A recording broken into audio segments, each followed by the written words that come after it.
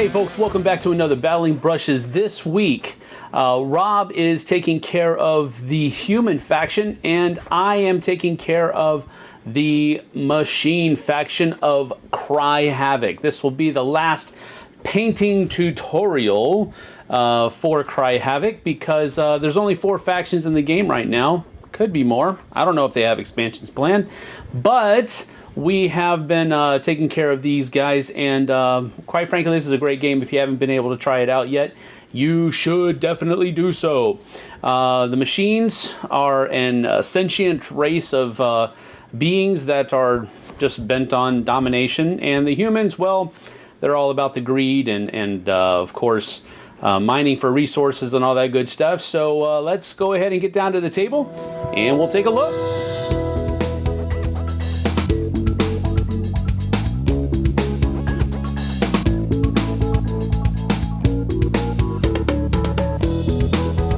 Alright, so I went back to a black primer on this one, and I did it for a very specific reason, and I think you'll know what that reason is as we go through this video. The machine cult is, or the machine cult, the machine faction is just a bunch of machines, sentient machines, I guess you could call them, and so I wanted them to look very metallic, very cold, I guess you could say, and so that's what we're going to do. Now their color, faction color, is red, so there is going to be some highlights of red on the model at the end just to keep that going, but for the most part we wanted to have a very metallic base, and using a black primer for that is the easiest thing to do. So without further ado, we're going to go ahead and get to it. We're going to use some lead belcher from Citadel to provide that metallic look. Now we're going to use a modified dry brush on this one because we want the black primer to provide the shadows and everything. That's why we went with a dark primer, not a light one. So what we're going to do here is we're going to, of course, give it a good shake, and then we're going to fill the brush with paint. Not a whole lot, but enough to where the whole brush has paint in it. Close that back up, and then we're going to take the my towel here and just wipe most of that out. Not difficult at all, just wipe most of it out. It's still in there, as you can see, but there's not a whole lot of it there. Then you take the model, and you're going to be again, like a modified dry brush here, so you're just going to be coming across many of those different little things here just to provide on the upper spaces there, you know, the raised edges and all that good stuff, so that there is a lot of definition being seen and that metallic look is really coming out.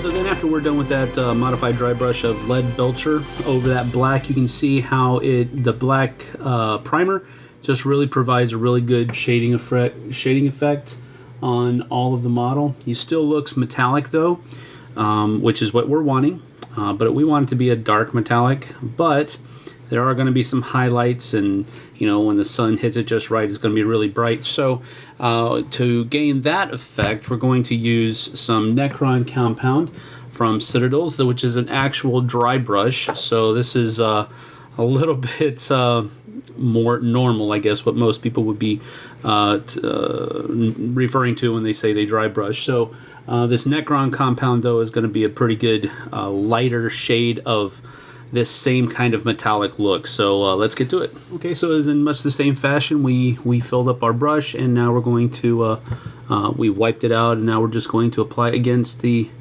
top edges, and you can see it's just providing a little bit of a difference between that darker gray, and some of the edges now are just kind of popping a little bit more with a silver metallic look, and that's what we're looking for. We just want a little bit of pop on the edges.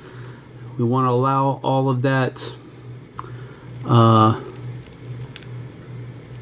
the darker metal to still kind of be there a little bit in some of those places. And so we're just kind of working it around as better we can. Now, we had to do a couple passes on the lead belcher because we wanted to make sure we had a good coverage.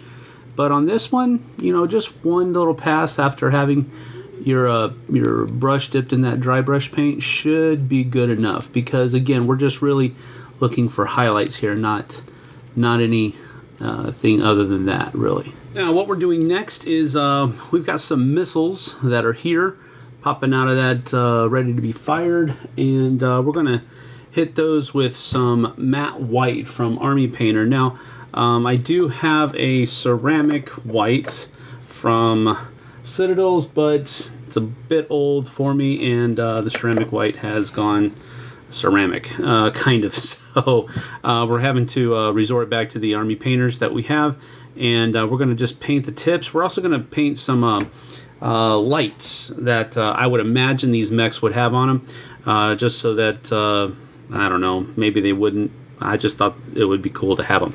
So let's get to that.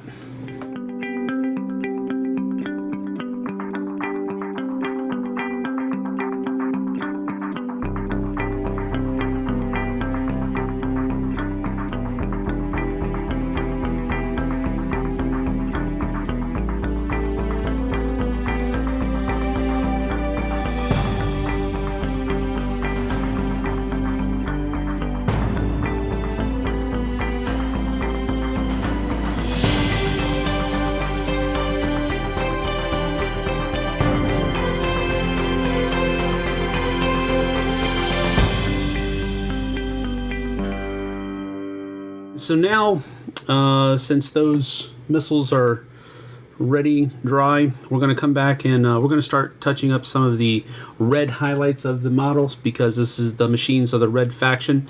So we're going to go ahead and do that with Mephiston Red from Citadel. And so let's get to that. Okay, now with the Mephiston Red, we're just going to be basically hitting highlights. You don't want a whole lot of paint on your brush. You just want so there's a couple what I would say are sensors right here that we're just going to touch up with.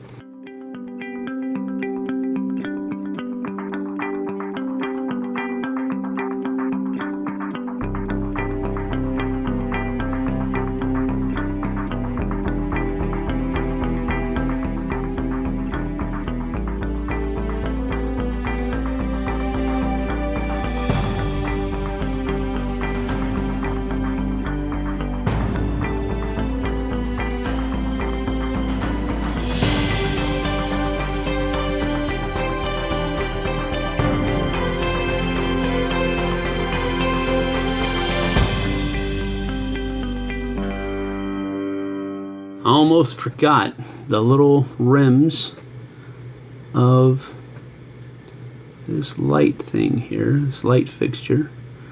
Almost forgot to come back and touch those up, so we want to make sure that we do it, because we said we was going to do it.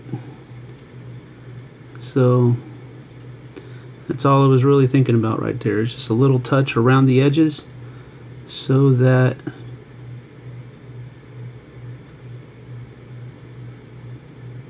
gets, again, it carries that theme, but you see that there's a light in there, kind of.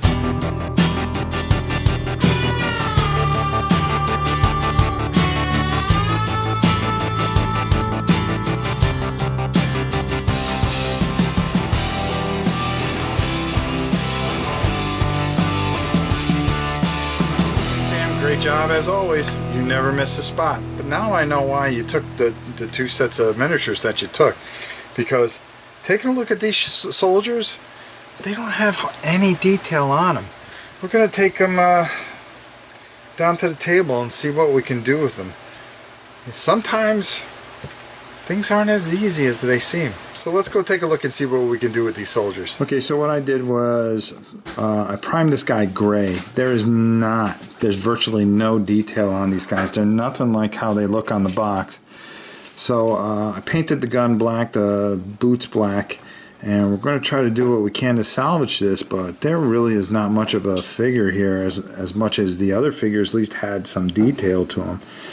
This guy here at least had some things that we can bring out. This guy here has just virtually nothing to work with, so we're going to do the best we can and see what we can muddle out of this. Okay, so I took a light gray and kind of outlined some areas and tried to bring out something out of this guy. Right next, we're going to try to do is paint these little ammo packs he has on the side of his belt. They're kind of blocky, so we're going to try to do what we can to bring it out. Okay, so I add some side bags onto the guy with some Bane Blade Brown. Try to bring out something on this guy. And then up around the face here, because he basically has no face, it's just a round thing that I guess they call his head. There's no detail to it, so I kind of put like a visor, a blue visor, and then we put a little blue there to bring out a little bit.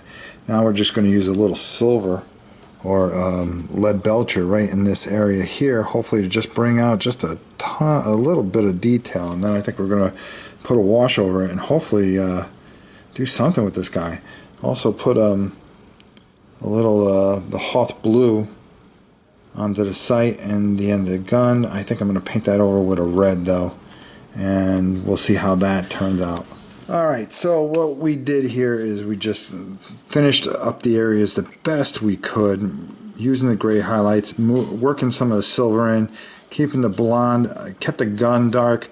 I put the tip back to black. I like that better, but I kept the sight Hoth blue, and we're going to take some Newell oil now, and usually hopefully that can get and maybe just kind of bring this together a little bit and just give it just a little bit of depth or something, because this is probably one of the harder miniatures that I've had to deal with. And we're just going to work that oil in there, and you can see where that's getting in those recesses and really working around there. And it's darkening up the model a little bit. This is something you're going to run into with miniatures from a board game, is that you're not going to get the best of quality, because after all it's a board game, not a miniature game.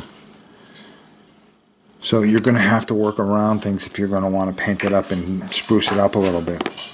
So I think right there is about as good as we're going to get these guys. And when it dries, at least we'll have a little depth in that recesses and just a little bit of the features, but we can possibly maybe even lighten it up. But I think that's about as good as we're going to get these guys. And we'll talk a little bit more about it up top. So why don't we head back up there and call it a day. Well, there you have it. Those guys were tough. There are just sometimes you run into something that's very, very hard. Now, it's just a simple guy, but he had no detail to him, so there was nothing really to bring out. And it's totally different from what you see in the manual. It's not the same guy. The head is just a round figure on there, so you really kind of just trying to make what you can and do what you can with these guys. I don't think it turned out that bad. I'll paint up the base nice, and we'll call it pretty much a day with these guys. The Trogs came out a lot better, and Sam, your work is, hey, what can I say? Nothing but impeccable as always. But I think I got the tougher end of the stick this time. But that's the way it is. It's a great game. It's a great board game. It's not a miniature game. So what they try to do is give you figures that represent things, but they're not the highest quality of figures. But they're good enough and great enough for a really great game such as Cry Havoc. So we did the best, well, I did the best I could with them. Sam, you always do great work. But with that said, I'm all done with the Trogs and the soldiers, and you're all set with your guys. So there's only one thing to do, and that's head to the live playthrough when next we meet. So until next time, I'm Rob Oren, and we'll see you soon. So, Rob, sorry you had such a hard time painting Those miniatures. Yeah, with board game miniatures, sometimes the details just aren't as good as you would like them to be as a painter. Doesn't mean that they're bad models, functionally speaking or practically speaking. It just means that they're not as good as a miniatures game miniatures might be. You know, where that's really the kind of their bread and butter. So, sorry, Rob, I really didn't know didn't remember the models from the few times that I've played it when we picked factions. But hey, glad you got it and not me, sir. I had a great time with both of my factions. I think they are... these two factions have pretty good detail and design on them, so I thought it was fun. I thought it was great. The Trogs are really good. Just too bad about the human faction, how the models didn't turn out as great as they possibly could have been. That's not really a bad thing, but anyway, so it's going to be a couple weeks before we can actually get the playthrough done. Rob has some family visiting him, and me and the other guys at the Dice Tower are going to be at a couple of conventions over the next couple of weekends. So we will be back later on this month with a playthrough of Cry Havoc for you guys, and it will be live. So keep your ears on for that, and until then, we'll see you guys on the flip side. Take care. Thanks so much for watching the Dice Tower videos. Find more great videos and reviews as well as our top-rated audio podcast at Dicetower.com. You can also find other great shows at Dicetowernetwork.com. I'm Eric Summerer, and you've been watching The Dice Tower. The Dice Tower is sponsored by Cool Stuff Inc., where you can find great games for great prices. Cool stuff in stock. Check them out at CoolStuffInc.com.